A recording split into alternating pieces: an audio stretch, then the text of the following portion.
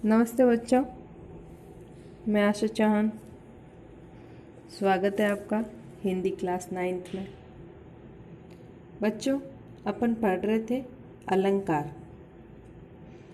अलंकार में अब तक अपन ने पढ़ा था शब्द अलंकार। सबसे पहले तो अलंकार होता क्या है? अलंकार का अर्थ होता है भूषण। भूषण का अर्थ गहना। जिस प्रकार से गहना पहन करके स्त्री के एक स्त्री के सौंदर्य में वृद्धि होती है, उसी प्रकार से कवि जब अलंकारों का प्रयोग करता है तो उसकी कविता के सौंदर्य में जो है वो वृद्धि होती है। तो अभी तक अपन ने पढ़ा शब्द अलंकार। शब्दों के माध्यम से जब कविता में, काव्य में वृद्धि होती है तो वो शब्द अलंकार होता है। और शब्दों के अर्थ के द्वारा जब काव्य सौंदर्य में वृद्धि होती है तो वो अर्थ अलंकार कहा जाता है। शब्द अलंकार में भी 3 थे: अनुप्रास अलंकार, यमक अलंकार और श्लेष अलंकार। आज अपन अर्थ अलंकार के भेद जानेंगे।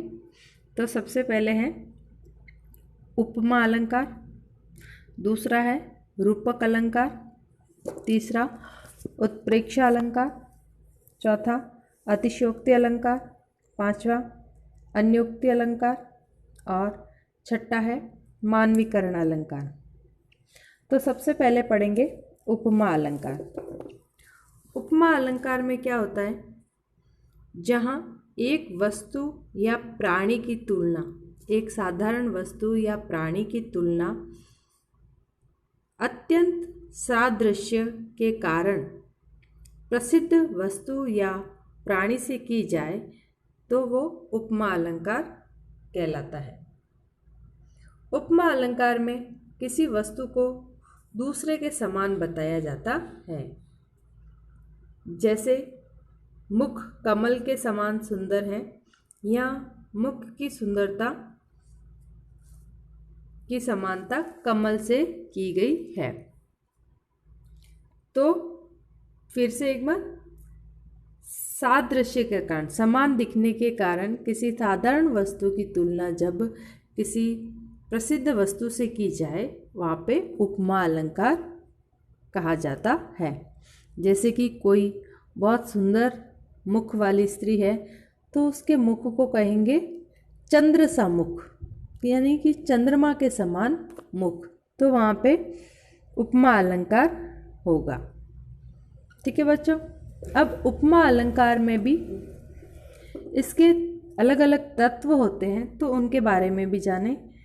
उपमा अलंकार में 4 तत्व बताए गए हैं। सबसे पहला होता है उपमेय। उपमेय का अर्थ है जो वर्णन का विषय हो, यानी कि जो साधारण, अभी अगर इस परिभाषा में से ले तो जैसा कि मैंने साधारण वस्तु बोला था, वो चीज़ वर्णन का विषय हो जिसको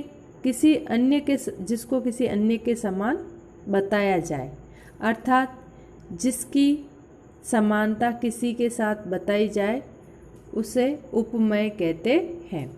इसे प्रस्तुत भी कहा जाता है। तो अभी जो मैंने आपको एक उदाहरण बताया था, चंद्रमुख, चंद्रमा के समान मुख, तो यहाँ पे देखें तो उपमेय जो है वो मुख होगा। क्या होगा? मुख। उपमान, उपमान में जिस प्रसिद्ध वस्तु या प्राणी जिसके साथ में उपमेय की तुलना की जाए, यानी मुख की तुलना किससे की गई है? चंद्रमा के समान या कमल के समान। तो कमल और चंद्रमा जो है यहाँ पे उपमान कहलाएगा। उसे अप्रस्तुत भी कहते हैं। पहला वाला जो उपमेय है वो प्रस्तुत है, मुख जो है वो प्रस्तुत है आपके सामने, लेकिन चंद्रमा और कमल जो है वो प्रस्तुत नहीं है, तो यहाँ पे अप्रस्तुत कहा जाएगा। उपयुक्त उदाहरण में कमल जो है वो अप्रस्तुत उपमान होगा। वाचक शब्द, वाचक शब्द जिसके द्वारा उपमेय और उपमान में समानता बताई जाए वो वाचक शब्द कहलाता है। जैसे प्रमुख वाचक शब्द हैं सा, जैसा, सरिस, सरीखा, सम, समान, तुल्य, भांति, प्रकार, ज्यों, एव, यथा। उदाहरण में मैंने बताया चंद्र सा मुख, तो चंद्र सा मुख का सा शब्द जो है वो यहाँ पे वाचक शब्द कहलाएगा। अगला है साधारण धर्म। वह गुण या क्रिया जो उपमेय और उपमान दोनों में हो और जिसके कारण दोनों में समानता बताई जाए, साधारण धर्म कहलाता है। तो उपयुक्त उदाहरण में जो है वो सुंदर शब्द जो है वो साधारण धर्म होगा। चंद्र सा सुंदर मुख, तो यहाँ पे सुंदर जो है वो साधारण धर्म कहलाएगा। ठीक है, तो इस प्रकार से ये उपमा अलंकार के तत्व। अब देखते हैं पूर्ण अलंकार, पूर्ण उपमा अलंकार क्या होता है और लुप्तोपमा अलंकार क्या होता है। पूर्णोपमा अलंकार में जहाँ पे इसके चारों तत्व उपमेय, उपमान, साधारण धर्म और वाचक शब्द, ये चारों अंग जहाँ पे विद्यमान होते हैं वो पूर्ण उपमा अलंकार कहलाता है। एक उदाहरण देखते हैं। नील गगन सा शांत हृदय था सो रहा, तो इसमें नील गगन साधारण शब्द है, तो इसको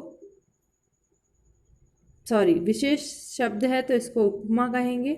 और हृदय की तुलना इससे की गई है, तो ये उपमान होगा। शांत साधारण शब्द है और साधारण धर्म है, और सा जो है वो वाचक शब्द है। इसमें चारों तत्व इसके मौजूद है, इसलिए ये पूर्ण उपमा अलंकार होगा। इस प्रकार लुप्तोपमा अलंकार में क्या होता है, जब उपमेय, उपमान, वाचक और साधारण धर्म में से कोई एक या दो अंक लुप्त हो जाए तो वो लुप्तोपमा अलंकार कहलाएगा। देखिए जैसे कि उदाहरण के माध्यम से, अरविंद से शिशु वृंद कैसे सो रहे। यहाँ पे जो शिशु वृंद उपमेय है, अरविंद सूर्य इसका अर्थ होता है जो उपमान है, और से वाचक शब्द है, और यहाँ पे साधारण धर्म जो है वो नहीं है, इसलिए ये लुप्तोपमा अलंकार कहलाएगा। आगे है रूपक अलंकार। रूपक अलंकार जहाँ गुण की अत्यधिक समानता के कारण उपमेय में उपमान का अभेद आरोपण हो, वहाँ रूपक अलंकार होता है। जब उपमेय और उपमान दोनों में इतनी समानता हो जाती है कि दोनों में अंतर करना मुश्किल हो जाता है, तब वहाँ पे रूपक अलंकार होता है। दूसरे शब्दों में, जब एक वस्तु को दूसरी वस्तु का रूप दे दिया जाए तो रूपक अलंकार होता है। उदाहरण देखते हैं इसका।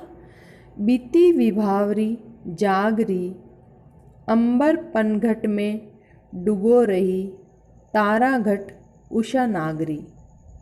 यहाँ पे अंबर में पनघट का और तारा में घट का, उषा में नागरी यानी स्त्री का आरोप किया गया है, अतः ये रूपक अलंकार है। कहने का अर्थ ये है कि अंबर को जो है वो पनघट बताया गया है। अंबर ऐसा लग रहा है जैसे तालाब हो, अंबर तालाब बन गया, और तारा जो है वो घट बन गया, और उषा जो सुबह का जो लाल लाल सा सवेरा होने से पहले जो आकाश में दिखाई देता है उसको स्त्री बताई गई है। और तारे जो है वो पानी भरने का जो स्थान होता है ना, घट, उसको बताया गया। इस प्रकार से इन शब्दों में आरोप मतलब इतनी समानता है कि इनमें अंतर करना मुश्किल हो जाता है, तो वहाँ पे रूपक अलंकार होता है। ठीक है बच्चों, आज के लिए इतना ही। मिलते हैं आगे। ओके।